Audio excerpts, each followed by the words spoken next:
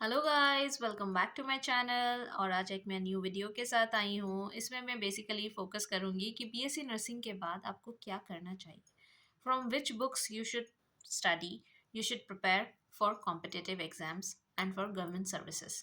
सो आपने जैसे ही बीएससी नर्सिंग कंप्लीट किया, just focus on your studies. और जैसे बहुत सारी बुक्स होती हैं तो बहुत सारी बुक्स के तरफ मत जाइए।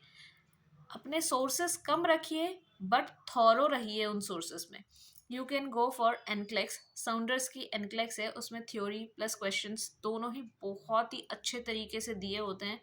कोर्स तो आपने पूरा कर ही लिया है। बीएससी नर्सिंग का 4 इयर्स का डिग्री कोर्स होता है। उसमें डिग्री कोर्स के टाइम पे ही हम प्रैक्टिकल भी एंड रिटन एंड थ्योरेटिकल हमारा बहुत क्लियर करना चाहिए हमें, और क्लियर हो ही जाता है। बिकॉज आप अच्छे से पढ़ाई करेंगे तो ज़रूर क्लियर होगा। देन आप फर्दर आप जा सकते हैं एनक्लेक्स की बुक, जैसे कि मैंने बोला साउंडर्स का एनक्लेक्स एंड मॉस्बी, दोनों आप पढ़िए, अच्छे से थॉरो रहिए। एंड यू जस्ट, ऐसा नहीं होना चाहिए कि आपने एकदम डिटैच हो गए क्लिनिकल साइड से। कोई हॉस्पिटल आप ज्वाइन करिए, अगर आपका कैंपस सिलेक्शन होता है तो just go for the campus selections. और अदरवाइज आपको खुद से ही कहीं पे जाके जॉब करने का मन है, कहीं वैकेंसीज आई हैं तो you can go for that. जाइए वहाँ क्लिनिकल अच्छे से करिए, क्लिनिकल अच्छे से सीखिए। जितना आपने अपने 4 इयर्स के कोर्स के टाइम पे क्लिनिकल किया है उतना सारा उसी तरीके से फॉलो करिए। For every care, for every procedures, do just like that. And NCLEX की बुक आप अच्छे से थॉरो कर लीजिए। इससे क्या होगा, जितने भी आजकल क्वेश्चंस आ रहे हैं, लाइक आप कोई भी गवर्नमेंट सर्विस उठा लीजिए, गवर्नमेंट सर्विस के क्वेश्चंस का एग्जामिनेशन जो पैटर्न आता है वो तो नॉर्सेट से लेके रेलवे का ईएसआईसी का, देन बहुत सारे जो डिफरेंट डिफरेंट इंस्टीट्यूशंस के अपने पर्सनल वाले आ रहे हैं, वो भी सेम उनका मतलब मेनली क्लिनिकल बेस्ड थोड़ा थोड़ा देते हैं। देन थोड़ा वो प्रैक्टिकल बेस्ड हो जाता है, थोड़ा थियोरेटिकल बेस्ड हो जाता है। तो ये सब आप कैसे कर पाएंगे जब आप एनक्लेक्स अच्छे से पढ़ लेंगे, बिकॉज उसमें उसी टाइप के अप्लाइड क्वेश्चंस होते हैं, सिर्फ थियोरेटिकल नहीं होता है, उसमें अप्लाइड क्वेश्चंस होते हैं। वो आप अच्छे से पढ़ लेंगे थॉरली तो आई एम डैम श्योर कि सिलेक्शन हो जाएगा।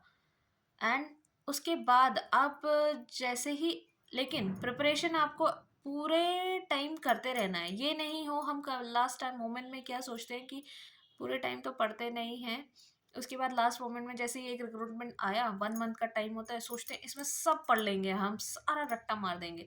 बट ऐसा कुछ नहीं हो पाता है, बिकॉज ये मेरे साथ हुआ है।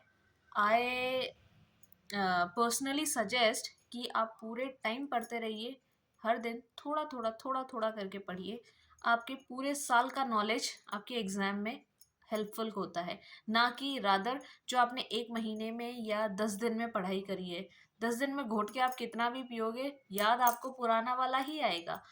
सो एग्ज़ाम टाइम पे भी जस्ट जो आपने अंडरलाइन किया है या आपने खुद के नोट्स बनाए हैं, क्योंकि एनक्लेक्स पढ़ते सारे टाइम आप अपने खुद के नोट्स भी बनाते रहिए। एंड जो आपको लगता है कि थोड़ा इम्पोर्टेंट हो सकता है, या कहीं क्वेश्चन पहले किसी क्वेश्चन पेपर में आया है, किसी को एग्जाम में आया है, तो वो उस टाइप के क्वेश्चंस को आप अंडरलाइन करिए या फिर कहीं नोट डाउन कर लीजिए और अपने खुद के सेल्फ नोट्स बनाइए, जिससे कि आप जब एग्जाम टाइम आएगा, जो 10 दिन या 20 दिन का एडवर्टाइजमेंट से और एग्जाम के बीच में जो टेन्योर होता है, जो टाइम पीरियड होता है, उसमें just revise the those questions, और just revise the important headlines, important things जो आप लोगों ने पढ़ते टाइम इम्पॉर्टेंट सारा हेडलाइन को अंडरलाइन या फिर हाईलाइट किया होगा, उसको आप करिए। बिकॉज लास्ट मोमेंट में पढ़ने से कुछ याद नहीं रहता है।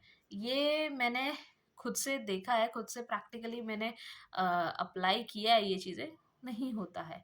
So just focus on your studies, focus on your preparation.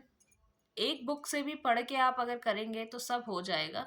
ऐसा ना करें कि कभी ये बुक पढ़ लिया थोड़ा सा, कभी वो बुक थोड़ा सा पढ़ लिया, कभी तीसरे बुक से पढ़ लिया, ऐसा नहीं है। थॉरो रहिए, एक ही बुक से पढ़िए, उसको पूरा पढ़ लीजिए, पूरा का पूरा रट लीजिए। Then go for your exams confidently and I guess आप ज़रूर ही उसे कंप्लीट कर देंगे, पूरा अच्छे से उसे सक्सेसफुली सक्सीड करेंगे उस एग्ज़ाम में। So all the best for your exams. Thank you. Bye bye.